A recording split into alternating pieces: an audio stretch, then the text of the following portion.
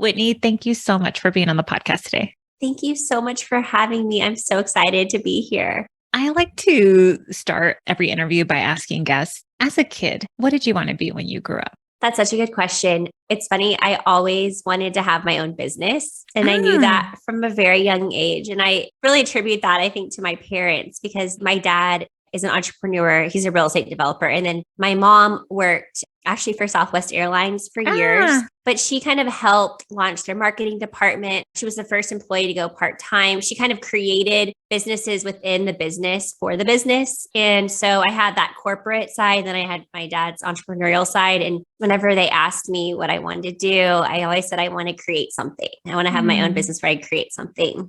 Oh, I love that. So was it a straight path? When you went to school, did you know that's what I'm going to do after? Or did you change your mind from when you were a kid? Or do you mind sharing a little bit about that Yeah, journey? of course. My first job, I've always kind of worked since I was really young. And I think that was really great. My parents instilled that working is Mm, very important for me to just basically make my own money. I love mm, shopping. I love buying my own things. And they said, okay, if you want your own things, you need to work for it. And so mm. I really started working for myself at a really young age. I started making actually stationery when I was Ah, very young. I was in second grade and I made custom stationery for my neighbors and I would sell it door to door.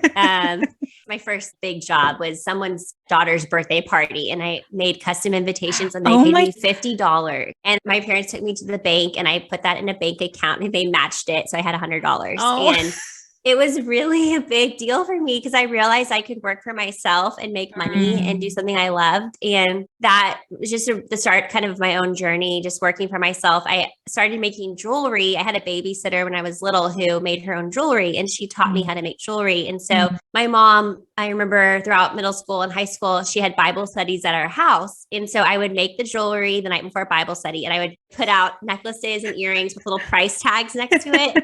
And then I would come home from school and I would have checks where each of the jewelry had Wow. been. And people really liked it. I always thought back in my mind, if people don't buy this, I will wear it because I like it. I was making it for Oh. myself. So then that actually grew into a jewelry company called Tremonti, which means sunset in Italian. And it was a company I started in college out of my freshman dorm room. And Wow.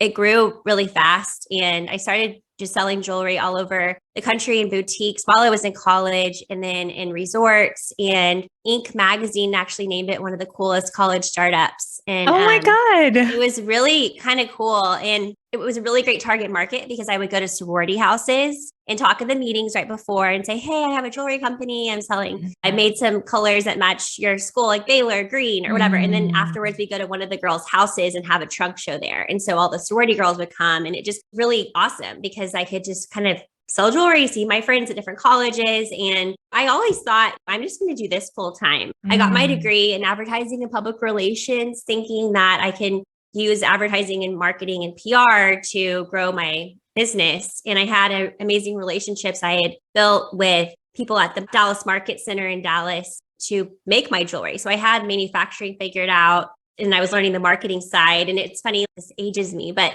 when I was at college, I went to TCU. I went to Baylor my freshman year and I transferred to TCU. And when I was in college, Facebook had really just come out my senior year of high school. And it was Mm. Mhm. hilarious because my advertising professors were like these guys from the Mad Men days, older, sweet, like really smart guys. Yeah. But they Yeah. were trying to teach us Facebook marketing and Mm. we were actually Using it. we were the ones who knew more than they did. And it was a really cool opportunity though, because I was learning all that as I was growing. And so Instagram really hadn't become a big platform yet. And I launched an e-commerce site on Shopify back then, which was years ago when it first came out. And so that was kind of the beginning of all of that, selling online. And then I would ship, which is so weird. It wasn't like that long ago, but it's crazy Yeah. how in just a short amount of time, e-commerce has really taken off. And so after that, I decided my mom, who is a little more like the corporate side, like very, you need to kind of learn and grow your business and grow basically your knowledge on the business side before you go out on your own. She really encouraged me to take on a job. And during this time, I worked in marketing consulting for several different companies while in college. I was doing Okay. internships. I wasn't just doing jewelry, but I always had that outlet. And so I actually took a job in New York City after college. I'd always wanted to live there. And I worked in public relations for a lifestyle travel PR firm. And that was really fun because we represented hotels all around the world. And I was even able to do my jewelry trunk shows at some of our hotels. And so it kind of all aligned. And I keep referring back to my parents. I guess because I'm an only child and they were very involved in everything. But my mom said to me when I graduated from college, she said, write down 3 things that you want to do with your life during this season of life. And I wrote down design, write, and travel. When I was 20 years old, those were the 3 things I wanted to do with my life. And so I just made sure that whatever job I took and wherever I went, I could design, write, and travel. And so that was kind of my launch into my career life back then. But that's kind of a long answer to your question. Well, your energy is contagious, Whitney. As I'm listening to you, I'm getting excited.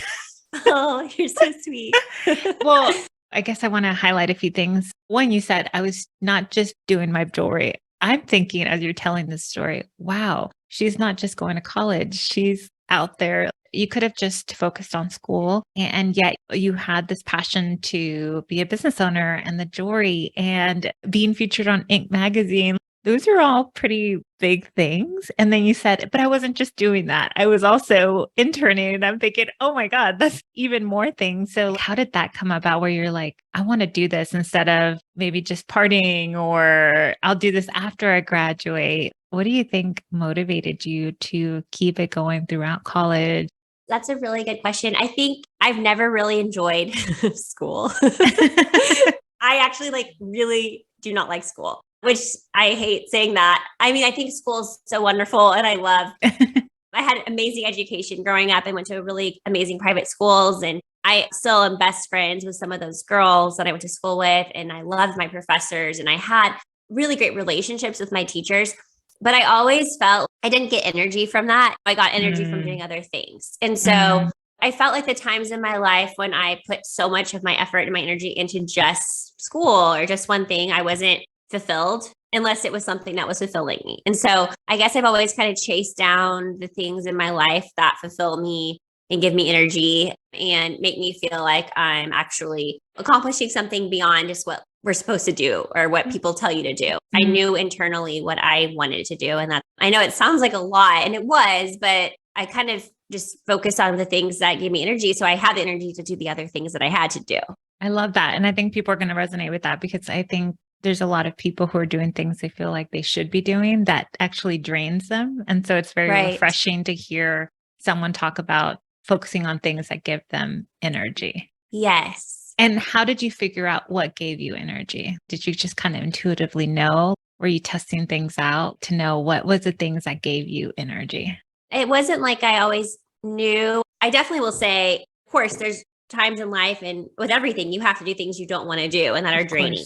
I stayed up so late every night making jewelry. I got up really early to work on a blog or things that I just naturally wanted to do and felt inspired to do. I just kind of let myself feed into that and do those things. I mean, I have had seasons where I've done too much of those things and not the things that I need to do, where I've let other things go. And so I think it's finding that balance. And there's really never a perfect balance, but it just came from me pursuing the things that I naturally gravitated towards and wanted to do anyway. Okay. So you have this successful business. How did that turn into what you do today? And for those who don't know what you do today, do you mind sharing? Yes. So I have a company called Miracle Milkookies. It's actually a lactation cookie company. And for those of you who don't know what lactation cookies are, they're cookies that help moms boost their milk supply. And I know it sounds so crazy and everyone's always like, what? Cookies that help moms boost their milk supply? But these cookies are made with all natural ingredients like brewer's yeast, oats, and flaxseed. And those ingredients have been used for generations for moms to help them make more milk. And some genius years ago started making cookies with those ingredients. So it's a yummy treat. And when I had my first baby in 2015, a friend made me fresh baked lactation cookies. And just seeing during a very vulnerable time in my life as a new mom, I didn't know what to expect and I didn't know what I was getting into. I don't think anyone really truly does until you actually come home with a baby and you're like, oh my gosh, I'm taking care of a human being and I have to keep them alive. And it's stressful because I feel like a lot of us are like, oh, you're just told to breastfeed or to do what's best for your child. But then also you have to focus on what's best for you too as the mom. And I was feeling really guilty because I wasn't producing enough milk for her. She was born at 5 pounds, 15 ounces. So she was tiny and I had to feed her around the clock and I wasn't getting sleep and I was feeling stressed out and I was emotional and hormonal. And then one day a friend just texted me and said, I made you lactation cookies. And I just felt like, oh my gosh, like there's a little bit of hope here. Like somebody sees me and I can eat these cookies and they help with my milk supply. And so that kind of started this journey towards launching a company to help ship fresh baked lactation cookies to moms' doorsteps everywhere. And it's been such a cool journey. We launched in August of 2018. So we just celebrated our 4th birthday in August. Oh, wow. And I can hear your love and your passion for it. And I even sense a little emotion as you talk about your friend who brought the lactation cookies. Yes. I mean, I just think at that time too, and again, this is kind of the beginning of something new. People didn't really focus on women in the postpartum space, and they still don't enough. I feel, like I said before to other people, I feel like it is like the Wild West of just, I don't know, especially in America. I'm not going to get political or whatever, but I feel like here there isn't a lot of attention on new moms and there's not a lot of support for new moms, and there are in other cultures, but specifically not here. And I just felt if no one else is going to do this for other moms, I want to do it for other moms. And even it's just like a small, even if I can touch just one mom, the way that that friend touched me, that's worth it. So that's kind of why I feel emotional about it, because I think I wanted to create something that wasn't there for me when I had my babies. And that's kind of what has become really just Miracle Milkookies is just, to me, is more than a cookie company. It's a boost for moms in every different capacity and the life postpartum. Yeah. And I can sense it. And I bet listeners can hear that come through in your voice and in how you're talking about it. Like there's a deeper purpose there. It feels like a warm hug from a friend as you're talking about it.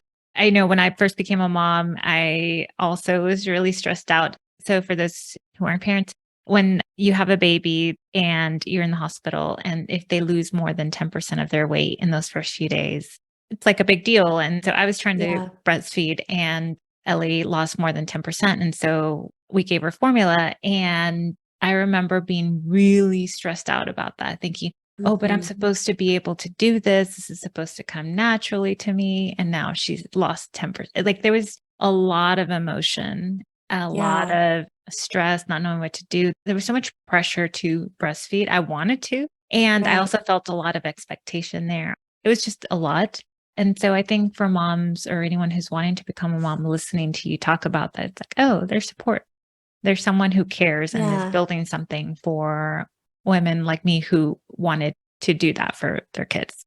And sometimes it's not possible, and that's okay too. That's what I learned too through this process. It's like fed is best. I was about to say that fed is totally best. And that's the thing. I think more than just a cookie and more than just lactation company, the point is for us to say breastfeeding isn't easy. You're not supposed to get it naturally. It's not natural for you or your newborn child who literally just entered this world. It's not natural for them to know to just start feeding, or for your body to know how to manage this, because it's all new. And so it's like, okay, here are cookies because this is hard and these can help if you want them, but also you don't have to breastfeed. You need to do what's best for you. And that's my mission, is give mom a boost. Do what's best for you right now. Because if the mom is in a good spot mentally and emotionally, physically, spiritually, then the family is better, does better. Otherwise, everyone suffers. I 100% agree. And Whitney has 3 little girls. And I'd love to hear, at one point were you building this business in your mom journey? How did that all go?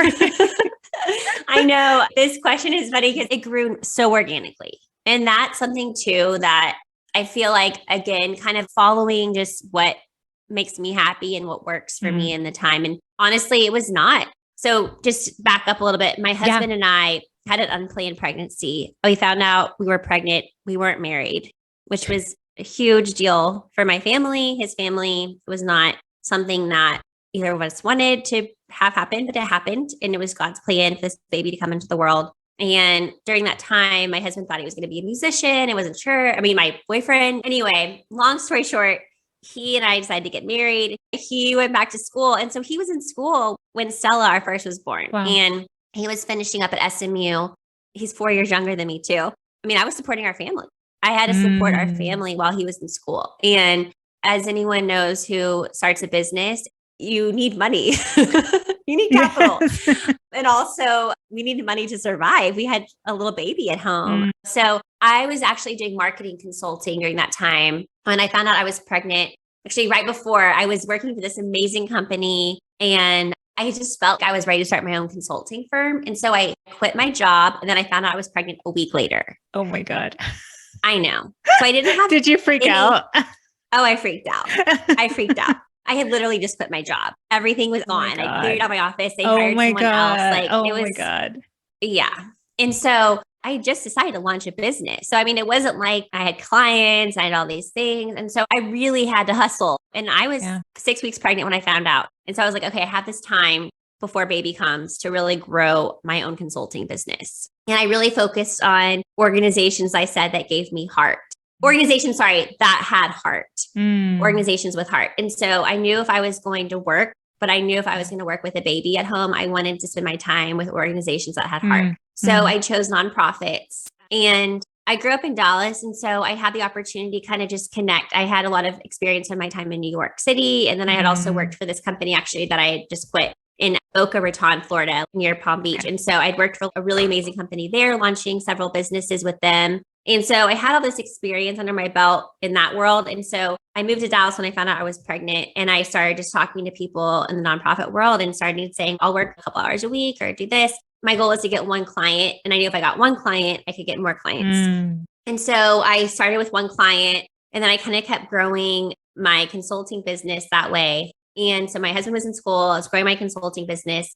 I was able to do well with that business. And then Stella was born. And I ran that business until when I was 2 years into my business of Miracle Milkookies. I was still doing consulting while I was running Miracle Milk, because even though my husband has a great job and is doing what he loves, I always feel like at the end of the day, I need to be able to support my family or myself. And I know that's probably like an old school mentality, or maybe it's, I don't know, but I just want to make sure I have that capability, maybe because it was born out of necessity in the beginning. And I just want to make sure I can keep it going. But also when you're growing a business, it's not like the first day you're making all this money, and everything we really made, we had to put back into the business, because if a business doesn't have capital, I mean, I think there's a statistic like 99% of businesses probably, or 90, and not that high, but a lot of businesses fail within the first year. And a lot of it's because of capital and not having enough money to get it off the ground. So this business really had to grow organically because we didn't have the money to put into it. And I didn't have the time. I had a baby at home. I was running my consulting business and other things too. I'm seeing a pattern. Yeah. All the things.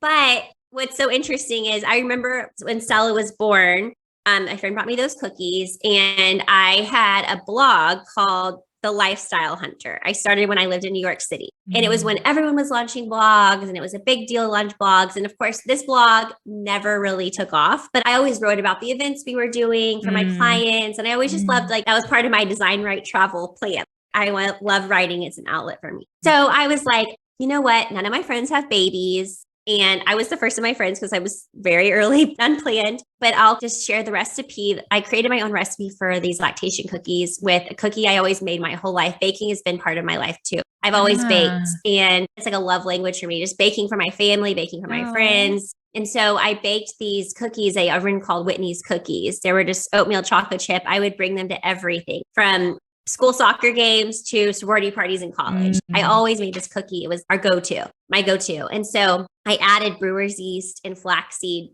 which were milk producing ingredients, to that recipe. And I just called it the Miracle Milk Cookie because I didn't want to call it lactation cookies or breastfeeding cookies. I thought Miracle Milk is kind of a cool name. So I called it the Miracle Milk Cookie on that blog post. And then I posted it to my blog, didn't think anything of it. It was on Squarespace. Then I had Stella raising her, and then I was pregnant again a year and a half later. This was planned, little Charlotte. And I remember I was sitting there breastfeeding her, and I pulled up that recipe because I was going to make some more cookies for myself. And I went on the back end of that blog because I literally hadn't blogged since I wrote that posted that recipe. I've been so busy. And I went on the back end of that blog, and I had 300,000 hits on that one blog post. Oh my God. And what happened just for reference, what would the previous blog might have had? Like how many like hits? 50, like nothing. Oh my God. Nothing. I'm saying this wasn't like a huge blog at all. So that was not normal. Oh my And what God. happened was I had pinned it on Pinterest and someone had repinned it, and then it had like 40,000 repins on Pinterest. Health Magazine wrote about it. Pop Sugar wrote about it. So all these really big publication online digital outlets were writing about it. And so that was driving all this traffic to my site. And I was like, what in the world? This is so crazy. And I remember telling my husband, this is going to be a company. I'm starting a company and this has to happen. I don't even know how you ship cookies to people's doorsteps, but this is what I'm doing.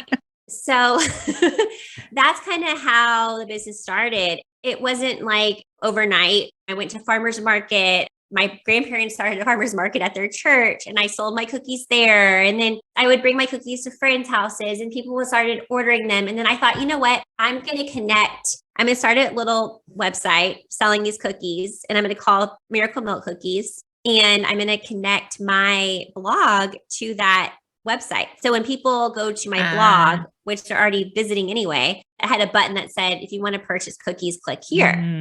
So I launched that. And this was in June of 2018. I launched that. And then I remember we went on a trip to visit some of our friends in Vail that summer. And we landed in Denver and we were driving with our friends up to their house in Vail. And I kept getting all these orders, like order after order after order. I literally had taken pictures of a cookie I had made on my parents' marble countertops.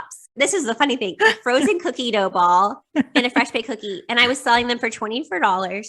I literally had no idea what I was doing. I mean, the thing is, and I tell everyone is like, but you have to start somewhere. I didn't know if people were going to order them. I didn't know if people were going to even see that I had a website or click that button. But I left and I just remember in the car with my girlfriends and I was like, guys, how do you ship frozen cookie dough balls to Las Vegas? I mean, it was like July at this point in the summertime. And they were like, we don't know. Like, I don't know what to do that. I was like, do we get dry ice? So I started calling all these people I knew. Anyway, it was really funny because I was like, maybe we don't ship frozen, maybe we ship baked. And I would go to Container Store and buy boxes and tissue paper, make it look really cute and ship them off in like another box. And then I would get emails. Your cookies were so good, but they came in 5 million crumbs.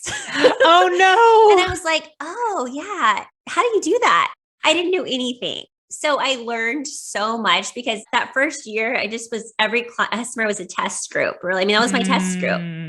And so I was doing this with little babies at home and people probably thought I was crazy because we lived in a tiny little cottage in Briarwood in Dallas. And we started getting to the point where we had to buy huge bags of flour, huge bags of sugar. And I turned our dining room into our cookie closet. Every single cabinet, instead of holding dishes, was just full of flour and sugar and oats and all these things. And it was just mayhem at our house. I had our sweet nanny. She was helping me seal boxes. And I mean, everyone was working. Even the little ones were putting stickers on stuff for me. It was all hands on deck.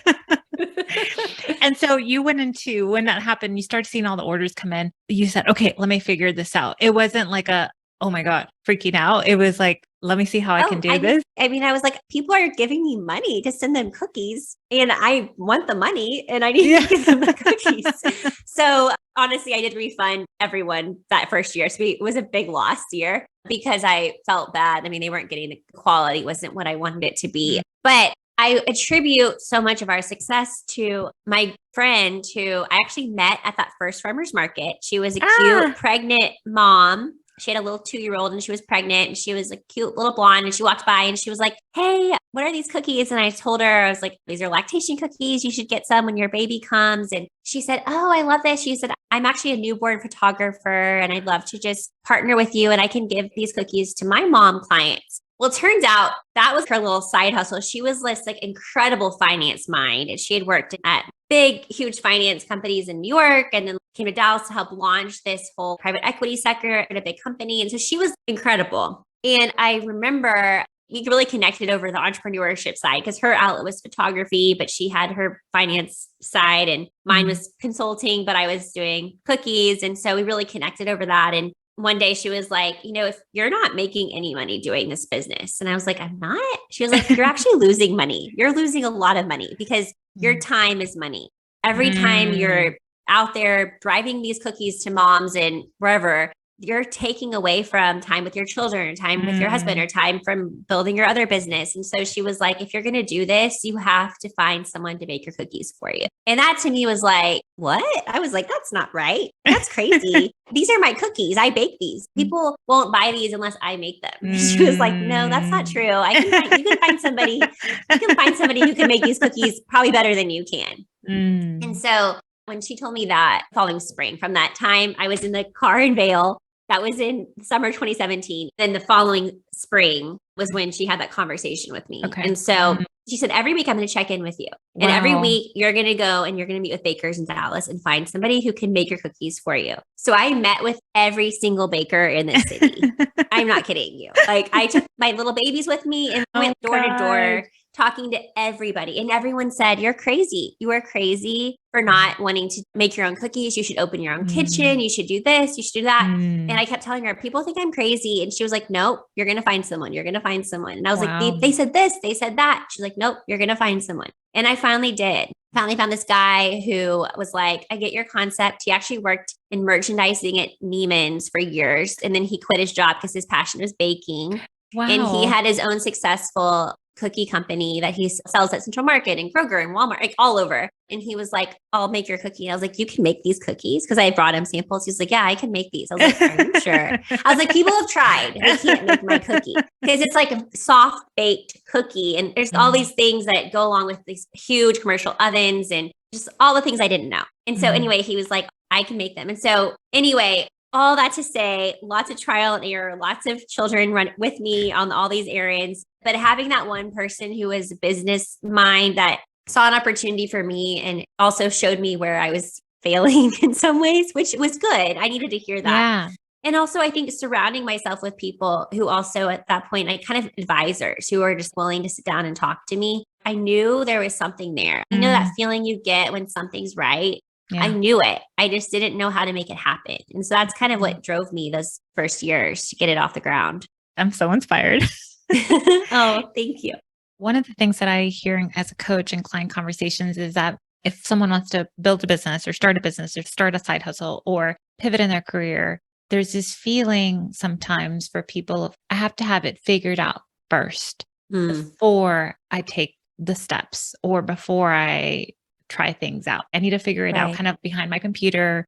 And what I've heard consistently from clients, from business owners through the podcast is a lot of the figuring out for most people, I would say, is in the doing. Yes. I had no idea. Let me just take the next step and figure it out along the way to keep showing up. How does that land for you? 100%. I mean, I think even you can have a plan and you can have everything lined up, but it's kind of like raising a child. You just don't know until you're thrown into it.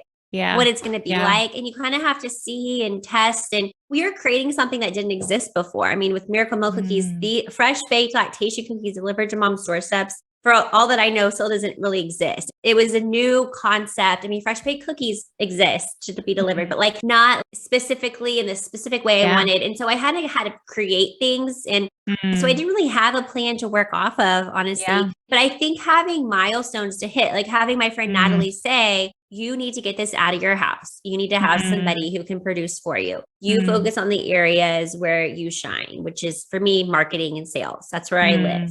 And then finding other people. And then as we've grown, I mean, there have been opportunities where we can really take this to the next level and do all these different things and talk to all these different distributors. But this company has always really grown so organically. And I think also what I've found to be successful for me is that when I'm most connected to my customer is when we are the most successful. And so just for me right now, keeping it kind of where I can just hold on to it and kind of keep seeing what's working, what isn't, and then keep growing it organically. It's just kind of what's been working for me. And I think something too, Whitney and I met at a panel for another podcast I love. It's called How'd She Do That? And Whitney, you were talking about how at this stage in your life, right, with your kids, you had some big name people post about your cookies. I think you said Khloe Kardashian. So another thing I will attribute to my success is when we launched Miracle Milkookies officially with a baking partner, not myself. We also partnered with a company called The Tot, which is a high-end children's now it's just an online boutique. But when they first launched, they also did a pop-up in Highland Park Village in Dallas and on West Lovers. And we actually lived, our little Briarwood cottage was on Ellsby right behind their little store. And so I went over there with my little ones in the stroller and I said, hey, I have a cookie company. I love to have my moms who live around here be able to pick up cookies. And so Nasiba, who's their founder, was like, oh my gosh, she had just had her second baby. And she was like, I love these cookies. I love your concept. I love that you're helping. She's all about natural and supporting women who are launching businesses. And so she started sending these cookies as a gift to her friends. And her friends were Khloe Kardashian and oh my God.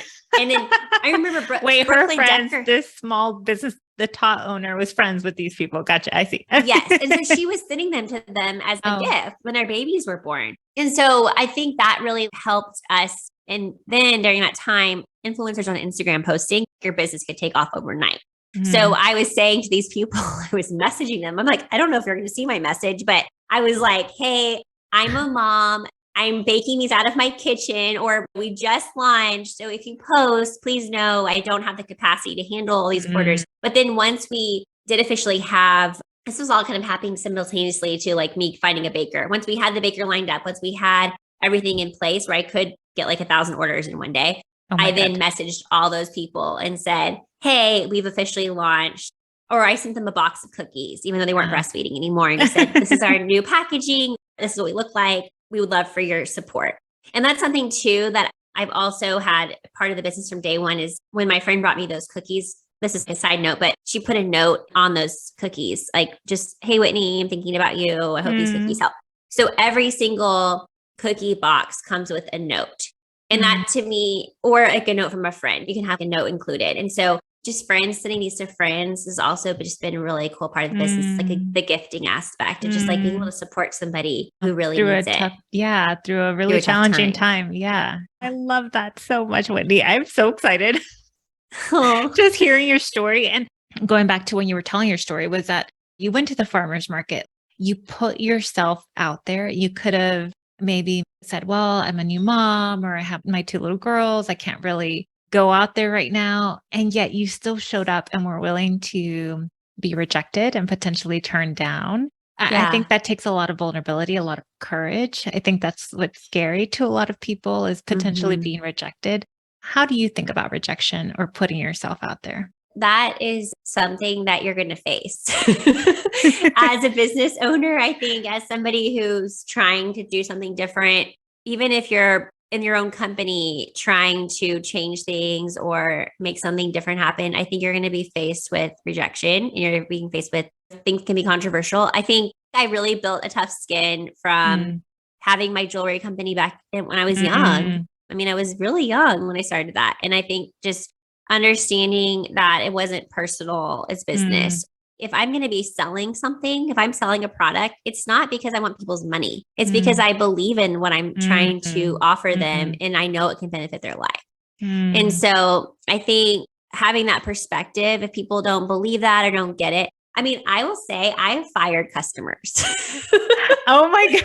I hate saying that. But like, I think if people don't understand my mission or understand what I'm trying to do and they have a negative attitude or people who send me DMs or they're just trolls out there. And then also there are people in business side who are like, oh, this is a crazy idea. Like the baker I talked to, then I don't want to work with you. I don't need you in my life because I know what I'm doing matters. And this is important to me. And this is important to my family and to what my goals are. And so I don't need that.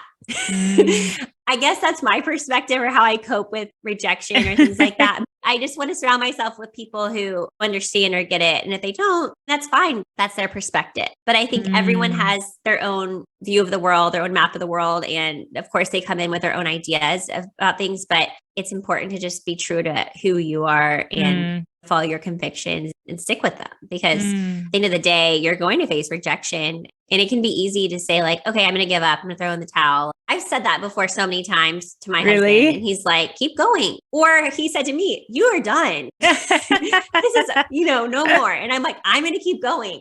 There are definitely days like that too. It's not like I'm always like, oh, this is amazing. There are hard days where I'm like, what am I doing? Especially in the early days too, when I didn't have everything figured out. Oh, thank you for sharing that. And one thing I wanted to make sure I touched on too was as I was preparing for the interview and reading about you, Whitney, I also saw that you started a couple of women's groups. Tell us about how that came about. You're a Yeah. mom, you're building your business, you're doing marketing consulting. What called to you to want to do these other groups? And do you mind sharing a little bit? So Collective 31 is a group I started actually as a result of launching Miracle Milkookies. My friend Natalie, who was my kind of finance arm partner in the business, not from a financial standpoint. I mean, we didn't partner, but just an advisor to me, the one who was the mom. Yes. I was going to ask you, was it a formal partnership? So she was just as a friend, just advising. Wow. Just as a friend. Wow. I mean, she also wanted to launch her own consulting business for female startups because she saw so many women who were taken advantage of in the venture capital space. So she was like, you can be my basically case study and I'll do this for free for you. And I was like, take me on. Thank you. I will take it. Yeah, I'll take it. So as I was meeting with her, she encouraged me to meet with everyone I possibly could in Dallas who was the female founder. So I was talking to my girlfriend, Christina Lynch, who owns Me Golondrina. I love her. She's been on the podcast too. Oh, she has? Yes. Oh, I love her. And she's in Collective 31. And then I was talking to the girls who started Mir & Crosby, which is a boot company. And there's so many amazing, and Kata down below, and all these amazing women who've started really incredible businesses in Dallas, but have a bigger purpose behind their company. I just mainly wanted to hear really boring questions like, where do you get your boxes? How do you figure out shipping? How do you manage your customers? What email platform do you use? All those questions I wanted to ask people who are steps ahead of me. While I was talking to them, I started realizing there really wasn't. Christina would say, oh, I've been trying to get together with so-and-so for coffee, but we haven't done that. Or we were trying to do a little dinner, but that didn't work out. So Natalie and I started talking and she was like, what if we could just start some sort of group for these women to get together once a month where we can bring on a speaker or something. And then everyone's in the same room together. And it's not like there's an agenda, but it's an opportunity for people to connect and collaborate. Yeah. So we decided to call it Collective 31. I've always wanted to form a collective from when I had my marketing business of all these different people I worked with. And she really is passionate about too, which I am as well, like Proverbs 31 and that woman. And so we called it Collective 31 and we just invited all the women that I've been chatting with, honestly. And we had our first coffee in October, 2 months after I launched Miracle Milk. And all these women were in the same room together. And literally every single person, I think we invited 35 women and every single one came.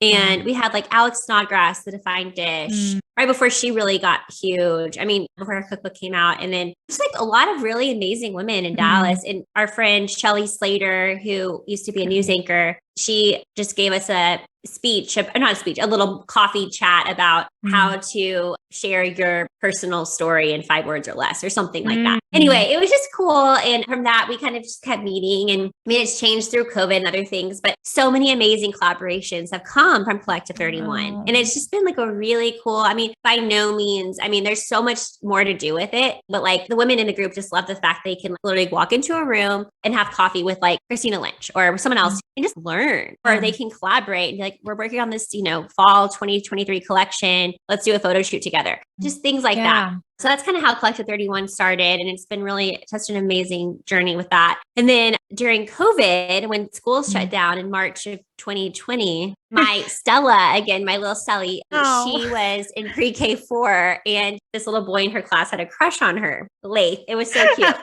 Oh my God, Ellie's in pre-K 4 again. Oh no. I would die. And it's funny because my other ones, Charlotte, you'll care less about boys. I'm like, how did this happen in pre-K 4?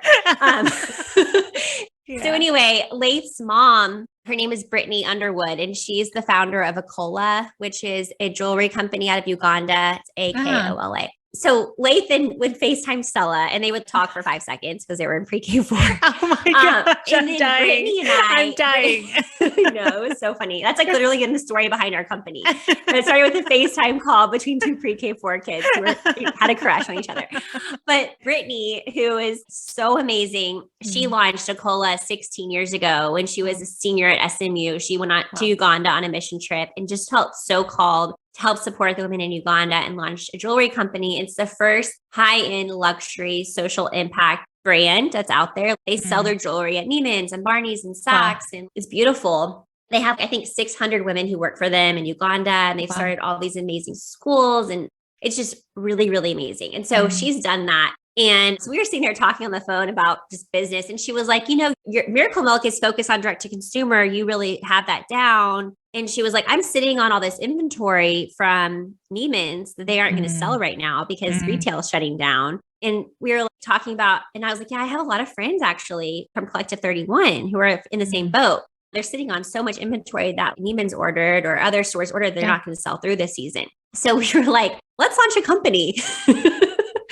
And at the time, her little sister, Tinsley, who is like a unicorn 25-year-old, was like, I say she's a unicorn because she was one of the first employees at Bumble. Then she worked for Reward Style. And then she launched an experiential marketing data company when she was straight out of college called Pair. Anyway, she just moved to New York with her then boyfriend. Now she's married to him, but she didn't have kids, just a go-getter. And we were like, let's bring on Tinsley to run this idea because we both had our own businesses to run. And so we launched HerStory in May of 2020 as a direct-to-consumer luxury curated subscription box. So we filled the box with products from all these female-founded brands. So Miguel Andrina was one of our first brands, Miriam Crosby, Kelly Wynn, Mignon Gavigan, jewelry, all these really cool brands. And so it's now become an online marketplace where we sell products from female-founded brands. And then we also, Tinsley's run with the whole event side. She does pop-ups all over the country. She's our CEO. Wow. She's amazing.